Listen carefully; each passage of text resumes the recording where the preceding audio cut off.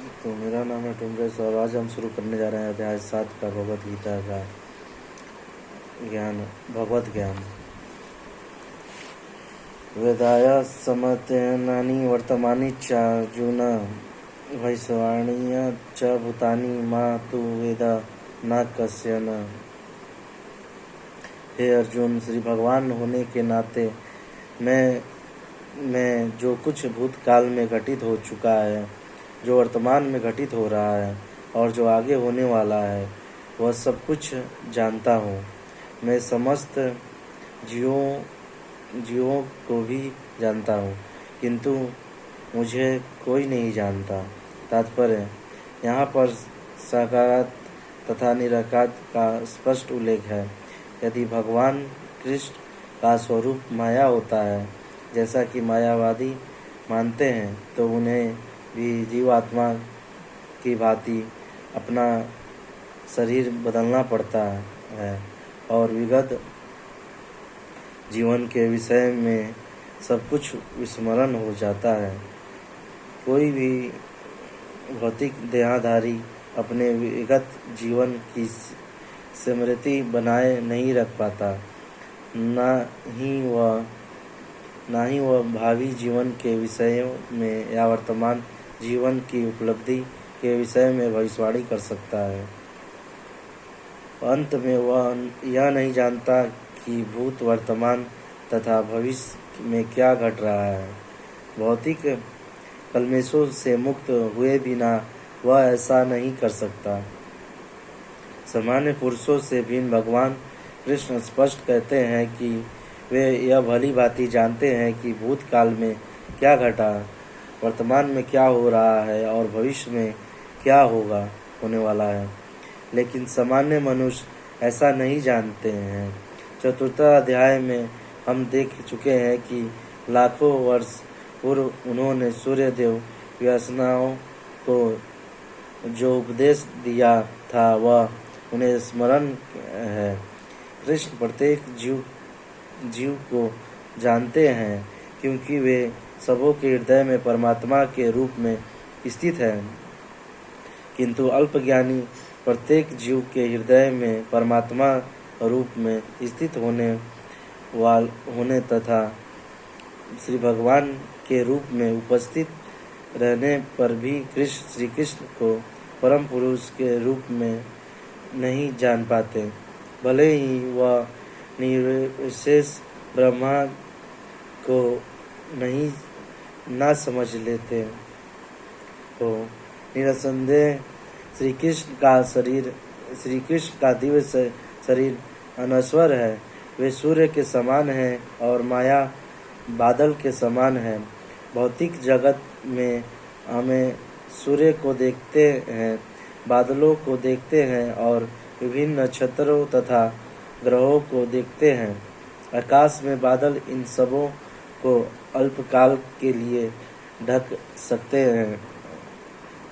है, किंतु यह आवरण हमारी दृष्टि तक ही सीमित होता है। सूर्य, चंद्रमा तथा तारे सचमुच ढके नहीं होते। इसी प्रकार माया परमेश्वर को आच्छादित नहीं कर सकती। वे अपनी अंतर्गा शक्ति के कारण अल्पज्ञों को दृश्य नहीं होते। जैसा कि इस अध्याय के 3 श्लोक में कहा गया है कि करोड़ों पुरुष में से कुछ ही सिद्ध बनने का प्रयत्न करते हैं और शास्त्रों में ऐसे सिद्ध पुरुष में कोई एक भगवान श्री कृष्ण को समझ पाता है। भले ही कोई निराकार ब्रह्मा या अंतर्यामी परमात्मा की अनुभूति का कारण सिद्ध हो ले, किंतु कृष्ण भावनामृत के बिना वह भगवान श्री कृष्ण को समझ नहीं सकता। इच्छा समर्थने देहांदो मोहने भारत सर्वभूतानि समोहय सर्गे एतानि परंतप। हे भरतवंशी, हे शत्रु विजेता, समस्त जीव जन्म लेकर इच्छा तथा घृणा से उत्पन्न द्वंद्वों से मोहग्रस्त होकर मोह को प्राप्त होते हैं। तात्पर्य जीव की स्वाभाविक स्थिति शुद्ध ज्ञान रूप परमेश्वर की अधीनता है। मोहवश जब मनुष्य इस शुद्ध ज्ञान से दूर हो जाता है तो वह माया के वशीभूत हो जाता है और भगवान को नहीं समझ पाता। यह माया इच्छा तथा घृणा के द्वंद्व रूप में प्रकट होती है। इसी इच्छा तथा घृणा के कारण मनुष्य परमेश्वर से तदाकार होना चाहता है और भगवान के रूप में कृष्ण से ईर्ष्या करता है, किंतु शुद्ध भक्त इच्छा तथा घृणा से मोहग्रस्त नहीं होते। अंत में वह समझ सकते हैं कि भगवान श्री कृष्ण अपनी अंतर्गाय शक्ति से प्रकट होते हैं, पर जो द्वंद्व तथा अज्ञान के कारण मोहग्रस्त हैं वे यह सोचते हैं कि भगवान भौतिक अपार शक्तियों के द्वारा उत्पन्न होते हैं। यही उनका दुर्भाग्य है। ऐसे मोहग्रस्त व्यक्ति मान अपमान, दुख सुख, स्त्री पुरुष, अच्छा बुरा, आनंद पीड़ा जैसे द्वंद्वों में रहते हुए सोचते रहते हैं कि यह मेरी पत्नी है, यह मेरा घर है, मैं इस घर का स्वामी हूँ, मैं इस स्त्री का पति हूँ। यह ही मोह के द्वंद्व है। जो लोग ऐसे द्वंद्वों से मोहग्रस्त रहते हैं वे निपट मूर्ख हैं और वे भगवान को नहीं समझ सकते। ऐसा तत्वज्ञान पाप जनाना पुण्य कर्माणा ते द्वंद्व मुक्ता भजन्ते मां प्रवृत्ता। जिन मनुष्यों ने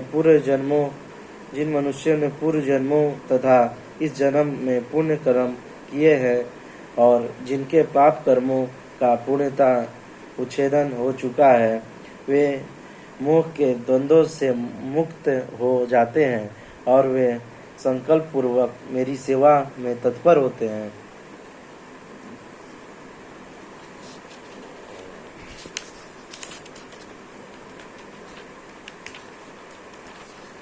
तात्पर्य इस अध्याय में उन लोगों का उल्लेख है जो दिव्य पद को प्राप्त करने के अधिकारी हैं, जो पापी, नास्तिक, मूर्ख तथा कपटी हैं। उनके लिए इच्छा तथा घृणा के द्वंद्व को पार कर पाना कठिन है। केवल ऐसे पुरुष भक्ति स्वीकार करके क्रमश भगवान के शुद्ध ज्ञान को प्राप्त करते हैं, जिन्होंने धर्म के विधि विधानों का अभ्यास करने के लिए पुण्य कर्म करने तथा पाप कर्मों के जितने में अपना जीवन लगाया है। फिर वे क्रमश भगवान का ध्यान समाधि में करते हैं। आध्यात्मिक पद पर आसीन होने की यही विधि है। शुद्ध भक्तों की संगति में कृष्ण भावनामृत के अंतर्गत ही ऐसी पद प्राप्ति संभव है, क्योंकि महान भक्तों की संगति से ही मनुष्य मोह से उबर सकता है।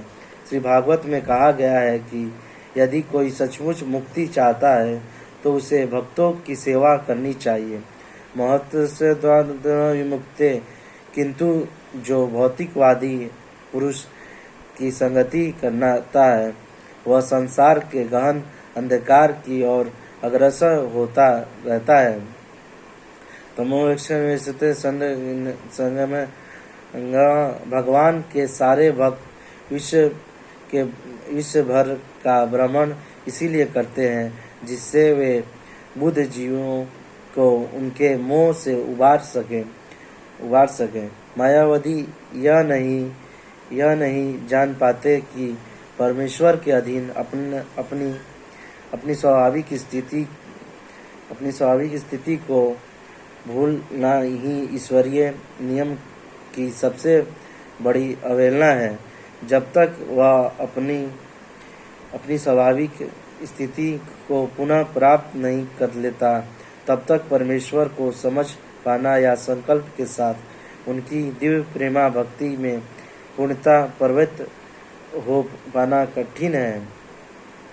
जन्मानन मोक्षय मामसितया यतन्य ते ब्रह्मा तदित कुछ नाम कर्म चकिलम। जो जरा तथा मृत्यु से मुक्ति पाने के लिए यत्नशील रहते हैं, वे बुद्धिमान व्यक्ति मेरी भक्ति की शरण ग्रहण करते हैं।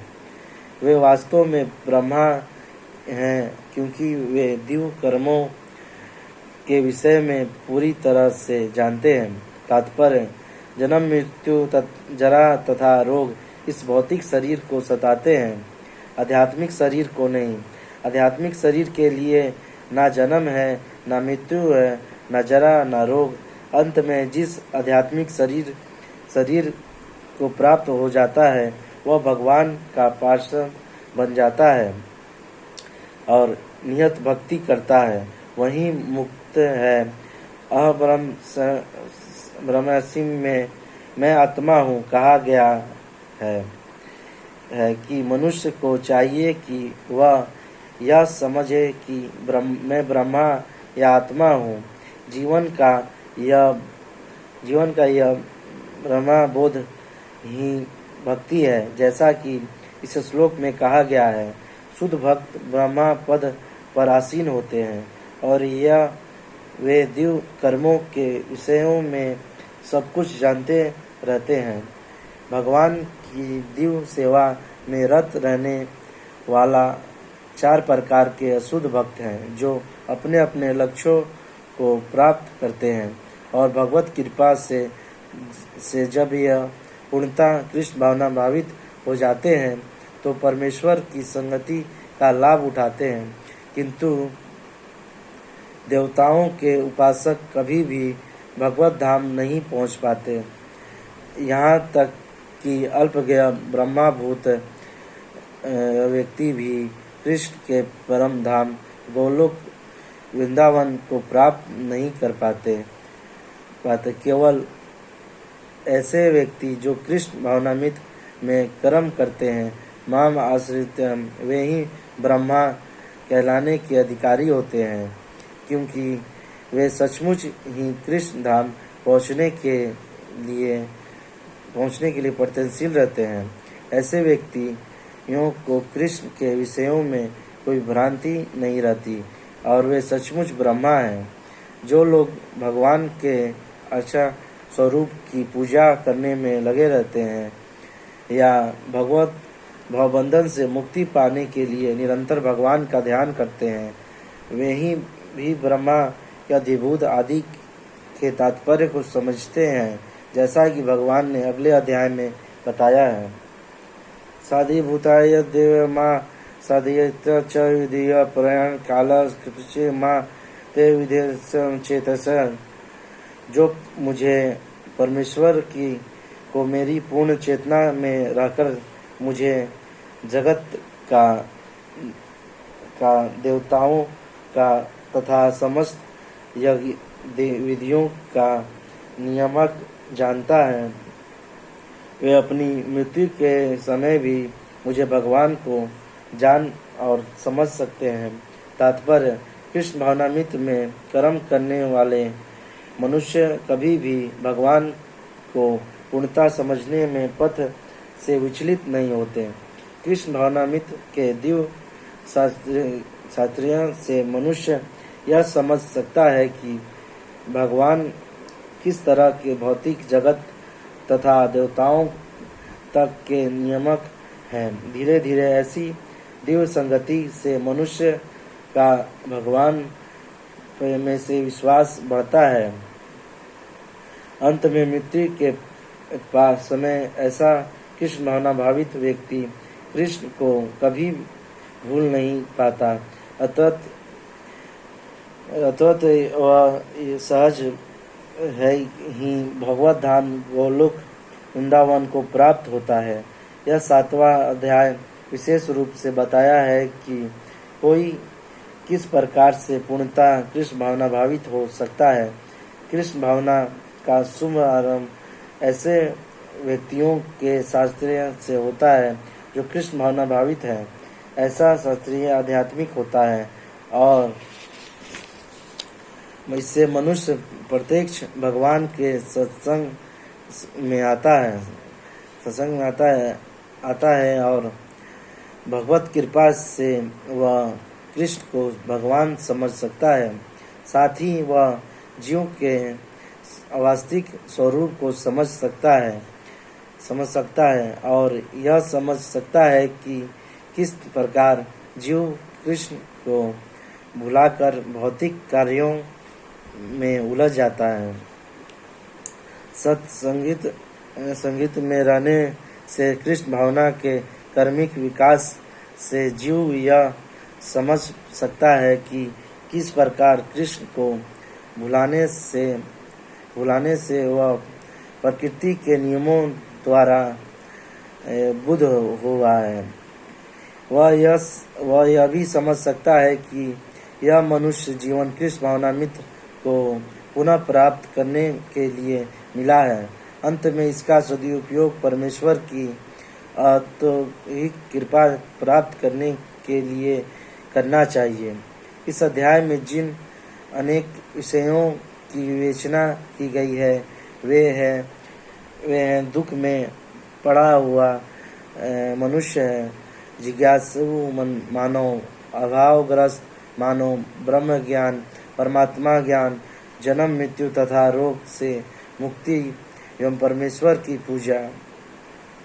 किंतु जो व्यक्ति वास्तव में कृष्ण भावनामृत को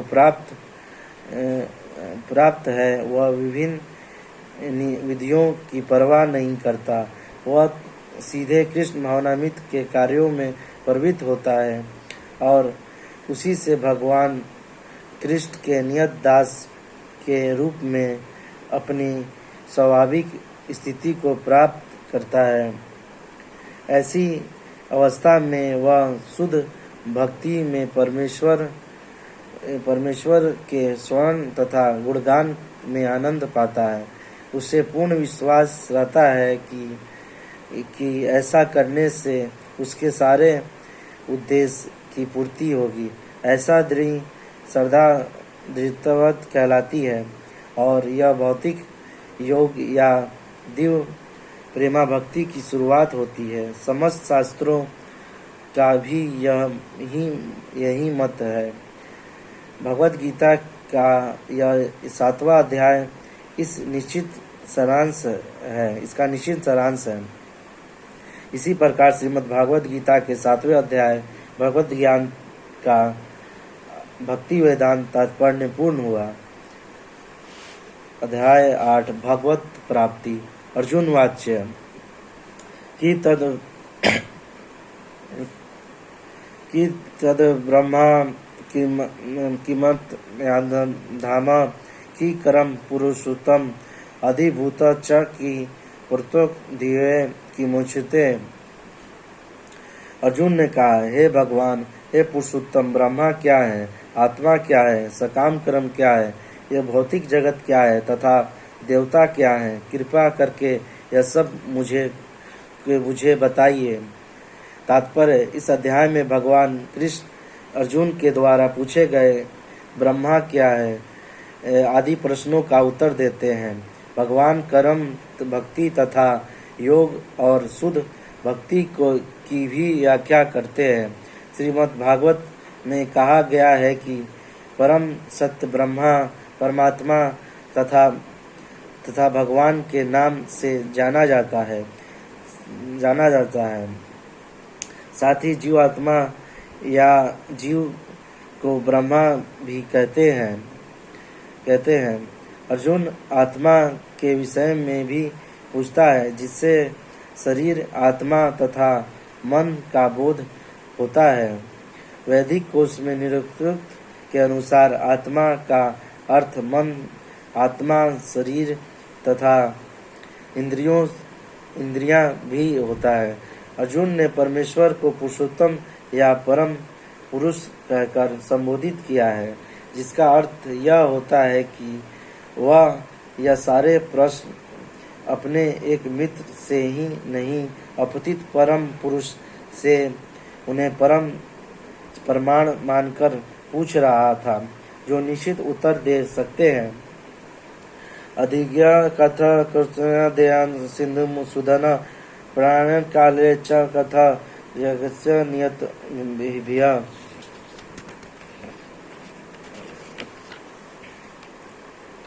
यह मधुसूदन यज्ञ का स्वामी कौन है और वह शरीर में कैसे रहता है और मृत्यु के समय भक्ति में लगे रहने वाले आपके कैसे जान पाते हैं। तात्पर्य अधियज्ञ का तात्पर्य इंद्र या विष्णु हो सकता है। विष्णु समस्त देवताओं में, जिनमें ब्रह्मा तथा शिव सम्मिलित हैं, प्रधान देवता हैं और इंद्र प्रशासक देवताओं में प्रधान है। इंद्र तथा विष्णु दोनों की पूजा यज्ञ द्वारा की जाती है, किंतु अर्जुन प्रश्न करता है कि वस्तुतः यज्ञ का स्वामी कौन है और भगवान किस तरह जीव के शरीर के भीतर निवास करते हैं। अर्जुन ने भगवान को मधुसूदन कहकर संबोधित किया, क्योंकि कृष्ण ने एक बार मधु नामक असुर का वध किया था। वस्तु यह सारे प्रश्न जो शंका के रूप में हैं, अर्जुन के मन में नहीं उठने चाहिए थे, क्योंकि अर्जुन एक कृष्ण भावनामृत भक्त था। अंत में यह सारी शंकाएं असुरों के सदृश हैं। चूंकि कृष्ण असुर के मारने में से थे, अंत में अर्जुन उन्हें मधुसूदन कहकर संबोधित करता है, जिससे कृष्ण उसके मन में उठने वाली समस्त आसुरी शंकाओं को नष्ट कर देते हैं। इस श्लोक में प्रयाण काल में शब्द भी अत्यंत महत्वपूर्ण है, क्योंकि अपने जीवन में हम जो भी करते हैं उसकी परीक्षा मृत्यु के समय होनी है। अर्जुन उन लोगों के लिए विषय में जो निरंतर कृष्ण भावनामृत में लगे रहते हैं, यह जानने के लिए अत्यंत इच्छुक हैं कि अंत में समय उनकी क्या दशा होगी। मृत्यु के समय शरीर के सारे कार्य रुक जाते हैं और मन सही दिशा में नहीं रहता। इसी प्रकार शारीरिक स्थिति बिगड़ जाने से हो सकता है कि मनुष्य परमेश्वर का सम्मान ना कर सके। परम भक्त महाराज कुल शेखर प्रार्थना कर